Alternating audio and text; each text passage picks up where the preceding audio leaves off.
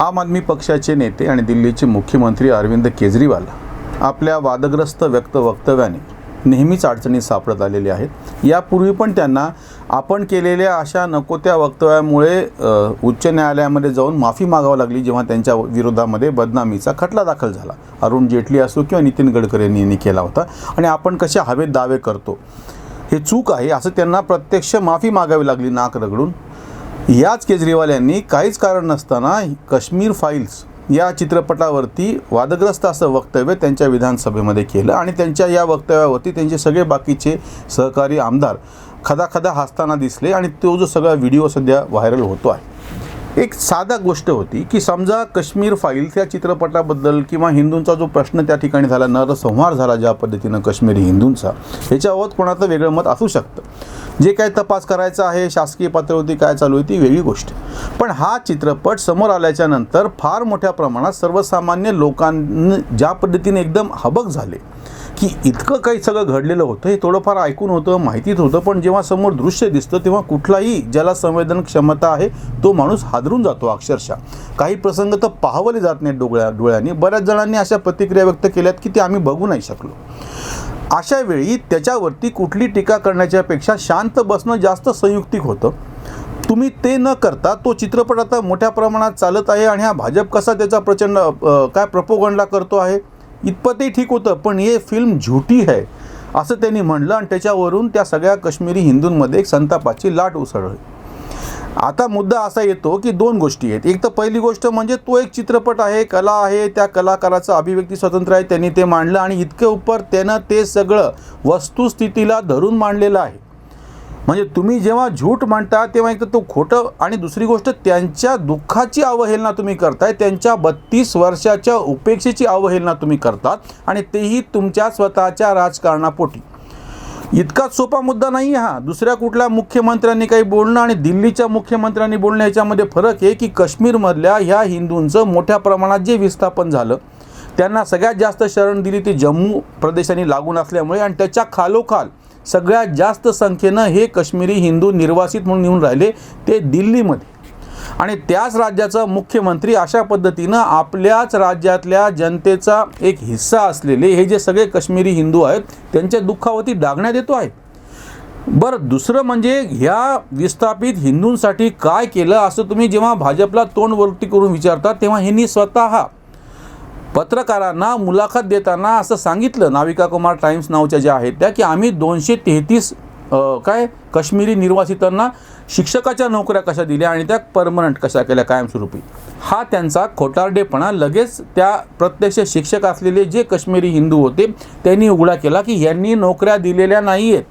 भाजपचे मदनलाल खुराना जेव्हा मुख्यमंत्री होते तेव्हा हिच्यातल्या 233 शिक्षकांना त्यांनी तात्पुरत्या नोकऱ्या दिल्या, काही काळाच्या नंतर ते काश्मीरमध्ये वापस जातील म्हणून, पण ते जाऊ शकले नाहीत। हा विषय 1991-92 पासून स्थगित राहत शेवटी त्यांनी न्यायालयामध्ये खटला दाखल केला। त्या न्यायालयाचा खटल्याचा निकाल यांच्या बाजूने लागल्यानंतर उच्च न्यायालयाचे एका न्यायाधीशाचं ते पीठ होतं, 2 न्यायाधीशांच्या ह्याच्यावरती त्यांनी, कारण की दिल्ली शासनाने त्याच्या विरोधामध्ये अपील केलं। आज केजरीवाल जे तोंड करून बोलायला की आम्ही त्यांना संधी दिली, ते खोटं ठरलं की न्यायालयाने नंतर मग ते सर्वोच्च न्यायालयात प्रकरण गेलं, सर्वोच्च न्यायालयाने ह्यांचे कान उपटले म्हणून यांना त्या 233 शिक्षकांना परमनंट करावं लागलं। आणि आता सांगताना मुलाखतीमध्ये काय सांगतायत, आम्ही या विस्थापित हिंदूंसाठी काय केलं तर आम्ही त्यांना कायमस्वरूपी नोकऱ्या दिल्या शिक्षकांना, 233 लोकांना। म्हणजे हा एक खोटारडेपणा, तुम्ही त्यांच्यासाठी करत तर काहीच नाही आहात, उलट तुम्ही त्याच्या विरोधामध्ये न्यायालयामध्ये गेलेले होता, म्हणजे दिल्ली सरकार, आणि नाव तुम्ही लेफ्टनंट गव्हर्नरच्या त्या ठिकाणच्या नायब राज्यपालाचं दिलं होतं। प्रत्यक्षात ते पण म्हणजे ह्या सगळ्या गोष्टी खोट्या ठरल्या। आणि दुसरं म्हणजे वरती पुन्हा ठीक आहे, समजा तुम्ही काहीतरी खोटं सांगताय पण तुम्ही प्रत्यक्षात केलं नाही, काही का असेना 233 का असेना लोकांना नोकऱ्या भेटल्या। आता त्या चित्रपटाला तुम्ही जेव्हा झुटा चित्रपट म्हणता त्या म्हणजे असं म्हणण्याचं, बरं दुसरी गोष्ट तुमच्याकडं असा कुठला तुमच्याकडं काय असे काही तथ्य आहेत, तुम्ही काय अभ्यास केलेला आहे की या चित्रपटामधला हा प्रसंग चूक आहे आणि हा प्रसंग बरोबर आहे, असंही काही सांगितलेलं नाही। बोलण्याच्या ओघामध्ये विधानसभेमध्ये वाटेल ते बरळायचं आणि तुमच्या लोकांनी त्यांना साथ द्यायची। ह्याच्यातून दुसरी एक महत्त्वाची गोष्ट होती, हे काय फक्त हिंदू मुस्लिम विषय नाही आहे, त्या चित्रपटामध्ये हे ज्या पद्धतीनं भडक रंगवा लागलेत आणि भाजपला त्याचा काय फायदा मिळेल आणि त्यांना ते जाऊ द्या. खरं तर 10 तारखेला उत्तर प्रदेशचे निकाल लागल्याच्या नंतर दुसऱ्या दिवशी 11 तारखेला हा चित्रपट प्रदर्शित झालेला आहे. म्हणजे असं पण नाही की उत्तर प्रदेशच्या निकालाच्या पार्श्वभूमीवरती चित्रपट प्रदर्शित केला त्याचा फायदा भाजपला व्हावा म्हणून. ते राजकारण बाजूला ठेवूत आपण. ह्याच्यातला जो दुसरा भयानक देशविरोधी घटक आहे तो म्हणजे ह्याच्यातले 2 भाग फारच गंभीर आहेत. एक तर देशविरोधी, पाकिस्तान आणि चायना वारंवार चीनच्या त्या सगळ्या काश्मीरच्या प्रश्नामध्ये कशा पद्धतीनं हस्तक्षेप करतात ह्याचा आपण आत्तासुद्धा अनुभव घेतो आहोत. 270 हटल्याच्या नंतर मोठ्या प्रमाणात त्या सगळ्या प्रदेशावरती आपल्याला प्रशासनाच्या दृष्टीनं अतिशय चांगलं नियंत्रण आणता आलं. प्रत्यक्ष त्या लाल चौकामध्ये तिरंगा फडकवता आला, शांतता प्रस्थापित झाली, विकास कामांना गाव पातळीवरती वेग आला जो आधी नव्हता. त्या निवडणुका पण होत नव्हत्या ब्लॉक लेवलच्या किंवा स्थानिक स्वराज्य संस्थाच्या. हे सगळं मार्गी लागलेलं आहे आत्ता. आणि अशा वेळी तुम्ही ही जी घोषणा करता, हे जे तुम्ही अशी टीका करताय वाह्यात अशी की ते झुटं आहे म्हणून, म्हणजे एक तर पहिली गोष्ट म्हणजे देशविघातक जे सगळे घटक आहेत त्या ठिकाणी कार्यरत आहेत ते त्यांना ह्याच्यामुळे बळ भेटणार.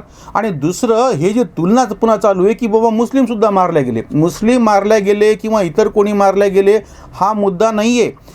अगदी तेव्हाच्या समजा एखाद्या प्रदेशामध्ये दुसऱ्या कोणाच्या काही केलेल्या हल्ल्यामुळे जर लोक मारले जातील हा वेगळा गोष्ट आहे, जसं दंग्यामध्ये मारले जातात. पण ठरवून कोण हिंदू आहे त्याला बाजूला काढायचं आणि त्यालाच फक्त मारायचं म्हणजे तिच्यातली जी घोषणा आहे त्या चित्रपटात पण दिलेली आणि जी प्रत्यक्ष पण आहे 3च पर्याय दिलेले आहेत. एक तर ताबडतोब म्हणजे हा जो प्रदेश आहे तो सोडून जा. नंबर 2 इस्लाममध्ये तुम्ही तुमचं म्हणजे धर्मांतर तुम्ही करा, नाही तर नंबर 3 म्हणजे मरा. 3च पर्याय दिलेले होते. ही जी घोषणा चित्रपटामध्ये काश्मीरी भाषेतली आलेली आहे त्या घोषणेच्या संदर्भामध्ये अरविंद केजरीवाल काय बोलणार आहेत? हे काय खोटं आहे? आजही तिथले जे पीडित आज फार मोठ्या प्रमाणात काश्मीरी हे जे हिंदू होते ते वेगवेगळ्या चॅनल्सवरती ह्या चित्रपटाच्या नंतर येऊन फार मोकळेपणानं त्यांचं दुःख व्यक्त करतायत, सांगतायत. म्हणजे जसं एखादं कोणी सहानुभूती तुम्हाला दाखवणारा मिळत असेल, तुमच्या दुःखाची ज्याला कणवाय असा असेल की भळभळा जे दुःख व्हायला लागतं, डोळ्यामधून अश्रू व्हायला लागतात, त्या पद्धतीनं ही दुःख वाहत आहे. आणि नेमकं अशाच वेळी औचित्यपूर्ण असं ठरलेलं असतं की तुम्ही किमान शांत राहणे.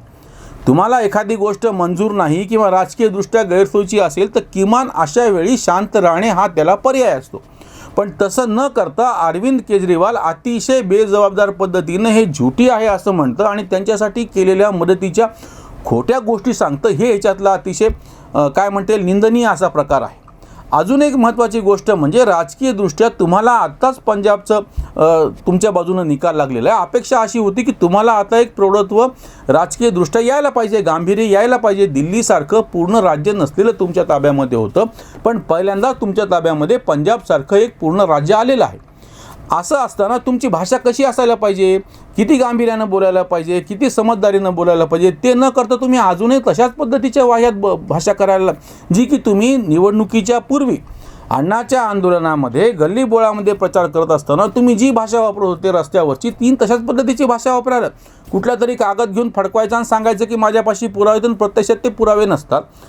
हे सगळ्या गोष्टी तुम्ही आंदोलन करत असताना एक वेळ ठीक होतं, आता तुम्ही प्रत्यक्ष सत्तेवरती आहात आणि एक नाही आता दुसरं राज्य तुमच्या ताब्यामध्ये आलेलं आहे. तेव्हा अशा पार्श्वभूमीवरती तुमची भाषा कशी असायला पाहिजे होती आणि प्रत्यक्षामध्ये कशी आहे? अरविंद केजरीवाल एकीकडे म्हणतात की बाकीचे पण लिहितात असं की भाजपला पर्याय म्हणून आप आदमी पक्ष कसा समोर येतो आहे आणि त्या पक्षाचा नेता अजून 2च राज्यामध्ये जेमतेम त्यांची सत्ता आहे. म्हणजे तिथले 13 आणि इथले 7 म्हणून फक्त 20 खासदार जो प्रदेश आहे 20 खासदारांचा, ज्याच्यामध्ये ह्यांचे खासदारांची संख्या काहीच नाही ती गोष्ट वेगळी.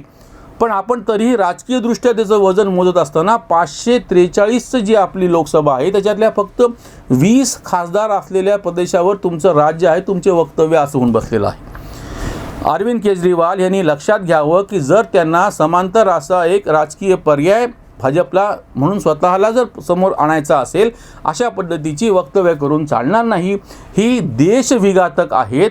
आणि दुसरी गोष्ट म्हणजे कट्टरपंथी इस्लामच्या जी भाषा चालते त्याला प्रोत्साहन देणार आहे. काश्मीरी हिंदूंच्या करुण कहाण्या दुःखाला डागण्या केजरू दे.